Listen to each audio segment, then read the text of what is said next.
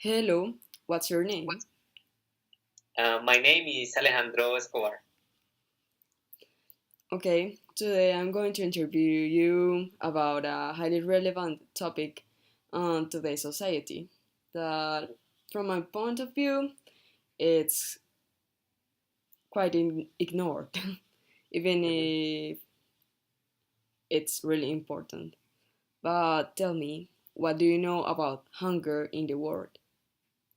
Hunger in the world? Yes. Mm, well, I don't know about numbers, like any specific numbers, but I know that it's still a recurrent problem. I know that it's a pretty ignored problem. Yeah, that's actually true because it happens so often. But we that the people that live in society, like in cities, don't see this problem directly. But you just have to like travel. In Colombia, for example, you have to travel to the periphery of the country to actually be aware that this problem actually exists. And that is because also that we've created like so many food production systems that are not highly scalable, like meat production or fish production. It's just systems that are like really um, high energy consumptions, like of natural resources. So to make a small amount of food, of let's say meat of cows, you have to use a lot of resources to actually produce it. Okay, that's true. So you do know something about hunger specifically in Colombia, but tell me more about it. The problem of hunger here in the country. Here in the country, what else can I say? Like, I know that, for example, in the Guajira, there's like a lot of children, especially that are living in hunger because their parents can't provide um, food for their children.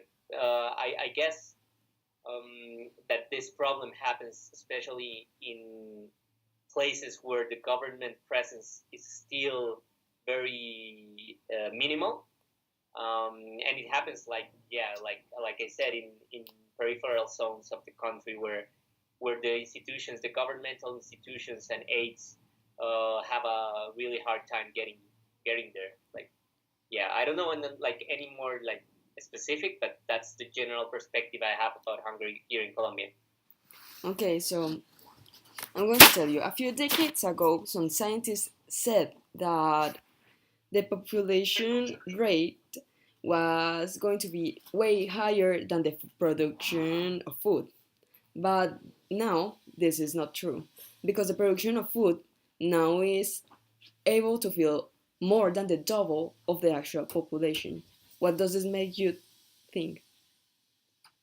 All right, like if I get what you say, like currently the amount of food is double than the population of the earth. That's what you're talking about. The food production is able to feed almost the double of the global population. Okay, yeah, like yeah, the thing is like we don't live like in a perfect system. Like maybe there's I mean the food to be consumed, it has to be sent to different parts of the world. Like if you wanna eliminate world hunger, but there's a logistical problem into this. Like you have to actually get the food to that zone. So this becomes like a highly complex problem because you don't only have like geographical barriers to get food to where people need it, but you also get all sorts of different scenarios where, for example, NGOs that are actually trying to get food to poverty to like vulnerable society people in the country actually have problem getting this food because there's so much corruption as well to just keep this food like not actually distributing it. And I've heard about different cases of that, like NGOs that are actually trying to get the food out of the government, because the government usually just like in some cases or in many cases just keeps all the food stored and it actually gets rotten. But I mean, like what I'm trying to say is that it becomes like if production is not a problem, what becomes a problem is actually the logistics of actually sending the food to where it's needed. Tell me, have you ever been in direct or indirect contact with any ONG or another charity like or organization that cares about this specific problem of the of trying to solving hunger? Not specifically hunger, but I've actually been in contact with NGOs that are actually working with um, people that are below the poverty line, so they need all these government aids. It was NGO here in Bogota in Ciudad Bolívar, which is a highly um, um, like below poverty line zone. And what they actually said that it was actually really difficult for people to get actually this food, because they had to get food from the government to actually distribute it in the with the children that they work with.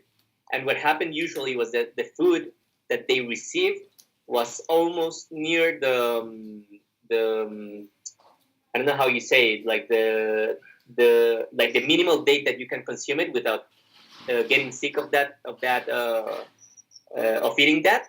So what the problem actually was that they didn't receive like fresh food, like food that they could actually store. But what happened usually is that they received food that was Near the um, expired date. yeah, expired, and they had to actually move it really fast.